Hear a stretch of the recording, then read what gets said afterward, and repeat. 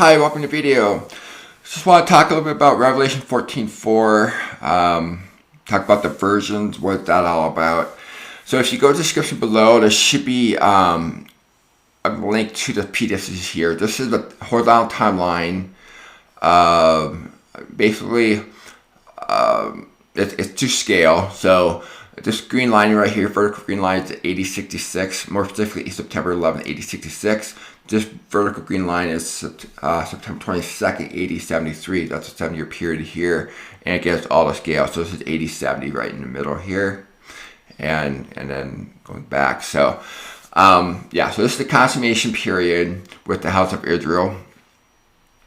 And zoom in a little bit here.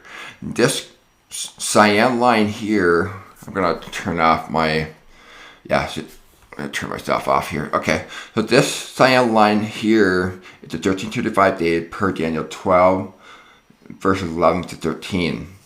And that was from August 15th of 8066, the first day being the festival of Extatifery. So you should click on this here. Whoops, wrong one here. Let's just zoom in so I can click on it. All right, yeah, so 15th day of August, and it goes over a little bit about what that entailed. So it's basically a time where the tribes of Israel were allowed to intermarry, all right, the festival. And so we're going to click on Revelation 14:4. These are which are not defiled with women, for they are virgins. So they did not participate in that festival. Where the Jews who rejected Christ, who denied Christ in the last day, would have participated in that. And the fact that they had babies towards the end, they were I'm sorry to say this, may want to cover your ears, warning here, but they're actually eating their own children. This is towards the end here, because the famine was so bad, and Titus did not allow people to go in and out of the temple. So people such as Peter trying to feed them, you're not allowed to during the period. And Peter would have probably passed away by that time anyway. Apostle Peter. So yeah, if you remember John 14:21, Jesus assigned Peter the role of feeding the sheep. So they were relying on this time.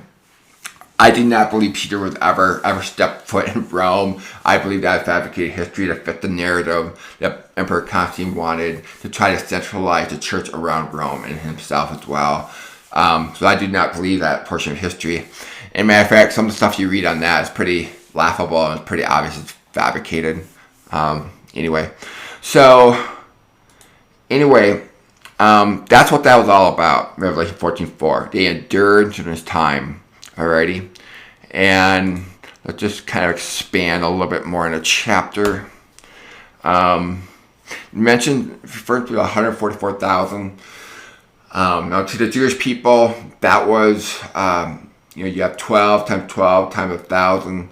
112 would represent the 12 tribes, and then when you multiply another 12, now you're getting the X and Y.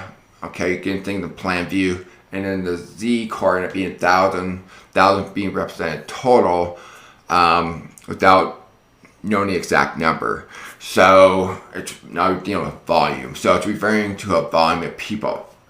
And so it's symbolic, but could it be a little 144,000? That's very possible. The reason being, because when you take what Josephus wrote, the number of people that perished, and compare that to Zechariah chapter 13, verse 8 to 9. There could have been a total, the house of Israel, 1.7 million people.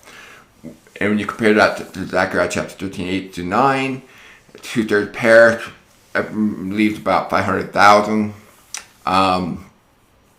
And when you talk about perished, I think it's also referring to those who just never came to Christ. Alrighty, so and so of the 500,000, many of them were murdered. And so it's possible that the exact number could have been who are alive and remaining during this time in the wilderness, if you will, which is this green line here, which I believe is actually Petra. It's possible that the actual number is 144,000. It's possible. Anyway, And it says here, which we redeemed from the earth or the land. The Greek there, geos, means land. All right. I don't know why translators always make it earth and make it something bigger than it is, but it's just land. So whenever you see that, it's always referring to Israel. Alrighty. And again, these were not ones who were not defiled with women. Okay, they were virgins. Okay, we already went over that. They're the first fruits. Okay. And in their mouth found no deceit, for they were without fault before the throne of God. Alrighty. So their sins were paid for. And I saw another angel fly in the midst of heaven, having the everlasting gospel to preach unto them that dwell on the earth. Alrighty, so they had already heard the everlasting gospel, and so it's referring to every nation. That's the stick of Joseph. Alright, so this is referring to the stick of Joseph, not the stick of Judah.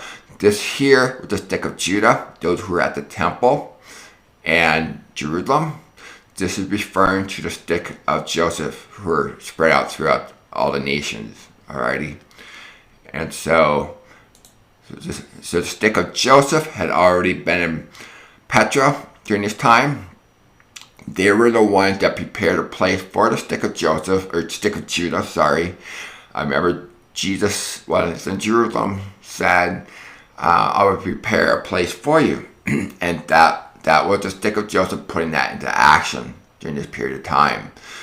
So those who endured to the end of 1335 days, the stick of Judah, they're the ones that fled. On April 10th, Thursday afternoon, April 10th, 8070. So their prayer was answered. Their flight did not take place in winter on the Sabbath. And they became one stick per Ezekiel chapter 37. There's actually a simpler timeline that's not as, if you go to the upper left, link to simplified version of this chart, you click on that, and it will bring you to this chart where you can see what I talk about: stick of Joseph, stick of Judah, and one stick. Alright? It's basically the same timeline, but it's more focused on the stick of Joseph and the stick of Judah. Alright? And so, yeah. So I think that pretty much covers what I wanted to share with you. And hope you enjoyed the video. And thank you. Have a great day.